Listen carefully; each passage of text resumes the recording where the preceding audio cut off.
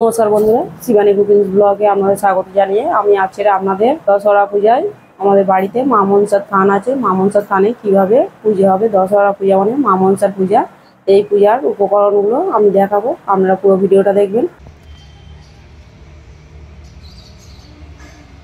দেখুন বন্ধুরা, আজকে দশহরা পূজা। দশহরা পূজায় আমরা পান্তা করি। দশহরা পূজায় 10 রকম ফল দিয়ে পূজা দিয়ে হয়। আমি আগের বারে দশহরায় রেসিপি বানিয়ে রেখেছিলাম। এবারে আমি 10 রকম ফল মা মনসার পূজা দেওয়া হবে। এই ফল আমি দেখাচ্ছি। এইখানে নিয়েছি তরমুজ, আম, শসা, লিচু, আপেল, লেবু, জাম, জামরুল, পেয়ারা, বেদানা, খেজুর, 10 রকম ফল নিয়েছি। এর সাথে উচ্ছে অবশ্যই পূজা দিতে হবে।